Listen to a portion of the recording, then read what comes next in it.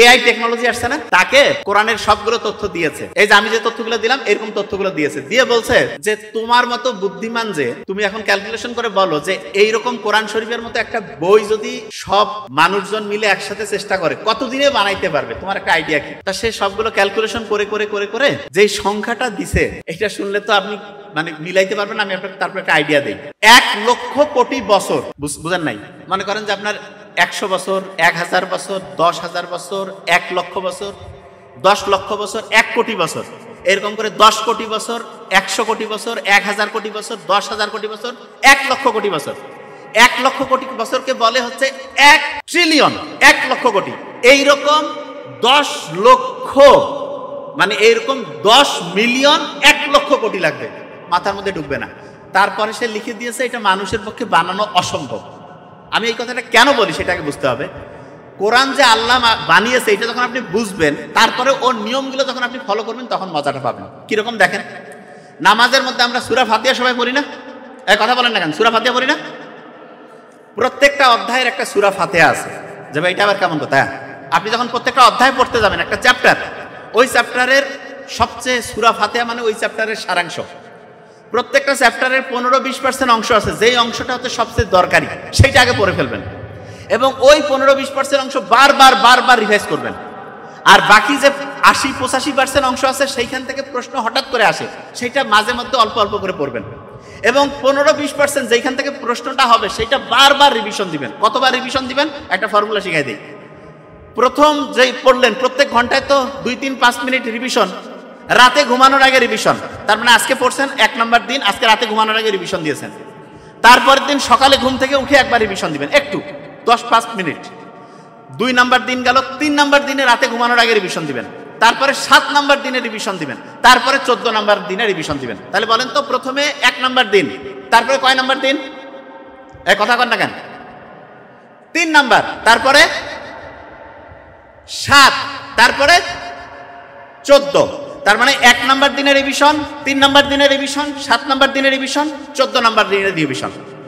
আচ্ছা, পেটের অপারেশন করছে কারা কারা শেষের দিকে? পেটের অপারেশন, শরীরের অপারেশন, ওই যে পেটে অ্যাপেন্ডিসাইটিস ছিল, অ্যাপেন্ডিসেক্টমি ছিল, এরকম কার কার করছেন জীবনে? হাত উঁচু করেন তো। অপারেশন, আচ্ছা শুনেন, আপনাদের জন্য ভালো খবর আছে। সামনে অপারেশন আসতেছে, কিরকম জানেন? ন্যানো টেকনোলজি বলে একটা জিনিস আসছে। সেটা কি শুনেন। আপনাকে একটা মনে করেন যে কলা খাওয়াবে, কলার ভিতরে একটা হচ্ছে যে চিপ বসানো আছে, ছোট্ট একটা বিন্দুর মতো জিনিস। আপনি খাইলেন, যাওয়ার পরে ওটা পেটের মধ্যে গেল, যাওয়ার পরে ওইটা কলার ভিতর থেকে বের হবে, বের হয়ে সে খুঁজতে থাকবে শরীরের কোন জায়গায় ডিস্টার্ব আছে। ওই জায়গায় যে ওইখানে ওর ছুরি, কাঁচি, সুতা সব আছে। যেই জায়গায় ডিস্টার্ব সেই জায়গায় যে অপারেশন করবে, করার পরে সুতা দিয়া সুন্দর করে কসমেটিক্সের মতো করে একদম চমৎকারভাবে সেলাই দেওয়ার পরে ও যখন দেখলো যে কাজকর্ম শেষ, 3 দিন ওয়েট করবে। 3 দিন ওয়েট করে দেখলো যে না, কোনো সমস্যা হচ্ছে না, তারপরে সে নিজে সুইসাইড করবে। বাস, আপনার অপারেশন হয়ে গেছে, সাকসেসফুল, জীবন সুন্দর। এই টেকনোলজি আসতেছে, এইটা হচ্ছে ন্যানো টেকনোলজি। এখন এই যে ন্যানো টেকনোলজি, আরেকটা আসছে না আর্টিফিশিয়াল ইন্টেলিজেন্স, এই যে চ্যাট জিপিটি। এখন চ্যাট জিপিটি অনেকে কয় ভাই এটার ভয়ের কারণটা কি? ভয়ের কারণটা কি শুনলে অবাক হবেন। ধরেন কিছু বিজ্ঞানী আছে, ওরা করছে কি জানেন? রোবট বানাই দিয়েছে। রোবটকে বলছে যে দেখো এই এলাকায় যত নোংরা জিনিসপত্র আছে, ফেন্সিডিলের বোতল, তারপরে সিগারেটের খাপা, আজে বাজে যা জিনিস আছে সব কিছু তুমি তোমার ইচ্ছা মতো পরিষ্কার করে একদম ক্লিন রাখবা, ভেরি ফাইন। এবং ওকে বলে দিয়েছে তোমার যখন মন চায় তুমি তোমার মতো যতগুলো খুশি রোবট বানায় ফেলবে। এই এলাকায় মনে করেন যে চোর বাটপা যদি থাকে বেশি, তাহলে ফেন্সিডিলও বেশি থাকবে, বেশি পরিমাণ বিড়ি সিগারেট থাকবে। ও কি করছে, এলাকা সার্চ করে দেখলো, সার্চ করে দেখে ও মনে করছে যে এই এলাকার জন্য 500 হচ্ছে রোবট দরকার। সে কম্পিউটারে, সে নিজে রোবট, কিন্তু সে নিজে রোবোটিং করে 500 রোবট বানায় ফেললো, যে একদিনের রাস্তাটা ঘাট সব ক্লিয়ার। এখন এক শয়তান করছে কি জানেন? যার বুদ্ধি মাথার মধ্যে শয়তানি, সে হচ্ছে সফটওয়্যারের মধ্যে একটু ডিস্টার্ব ঢুকাই দিচ্ছে। সফটওয়্যারের মধ্যে ডিস্টার্ব কি? আশেপাশে যে বাড়ি ঘর আছে, বাড়ি ঘরের মধ্যে মনে করেন যে কারো গরু আছে, কারো ছাগল আছে, কারো মুরগি আছে। এ কইছে তুমি সফটওয়্যারের মধ্যে ডিস্টার্ব এমন যে এলাকার যত বাড়ি ঘর আছে সব বাড়ি ঘর থেকে এরকম এই যে গরু, ছাগল, ভেড়া, মুরগি, হাঁস এগুলো সব নিয়ে চলে আসবে। কতগুলো লাগবে? ও বলছে হিসাব করে যে ঠিক আছে এরকম 5,000 লাগবে, 5,000 রোবটাই নিজে বানায় ফেলছে। পরের দিন দেখা যাচ্ছে প্রত্যেক লোক কান্নাকাটি করতেছে, কি হয়েছে, বাড়িতে গরু ছাগল হাঁস মুরগি কিছু নেই। তাই আর্টিফিশিয়াল ইন্টেলিজেন্স খুব ভালো, কিন্তু ওইটা যারা কন্ট্রোল করবে, ওইখানে যদি সফটওয়্যারের মধ্যে শয়তান ঢুকে তাহলে সব শেষ হয়ে যাবে না? আচ্ছা, আপনার কি এইটুকু মাথায় আসছে যে ভাই হ্যাঁ এরকম রোবট যদি থাকে আর যদি শয়তানি করে শেষ? একটা রোবট শয়তানি করলে 5,000 বাড়ি 5,000 জায়গা থেকে চুরি বাটপারি করে সব শেষ হবে। এবার চিন্তা করেন তো একটা লিডার যদি এরকম চোর হয় কেমন হবে? হ্যাঁ বুঝেন নাই? ব্রেনের মধ্যে কিছু নাই না? হ্যাঁ বুঝেন নাই? তাইলে হয়তো সব বাড়ি থেকে চুরি করা শুরু করে দিবে। আচ্ছা, আপনারা কি বুঝেন যে দৈনিক চুরি করার সবচেয়ে সেরা বুদ্ধি কি? এটা শিখতে হবে আগে, শোনেন চুরি করার বুদ্ধি কি সেটা বলি।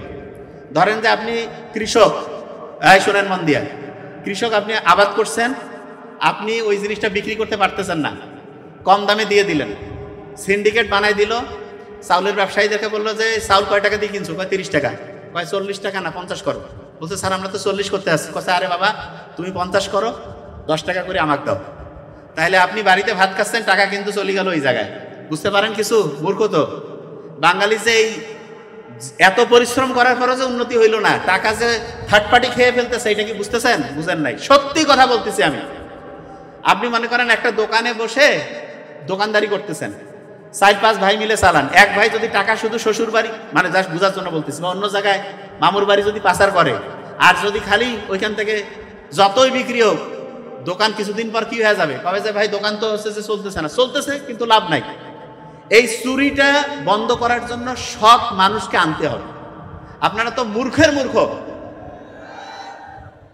এত মূর্খ কেমন? শোনেন, এই শোনেন, আপনি চান না যে আপনার ছেলে মেয়ে ভালো পড়াশোনা, আচ্ছা ছেলে মেয়ে ভালো পড়াশোনা শিখুক, এটা প্রত্যেকে চান কিনা?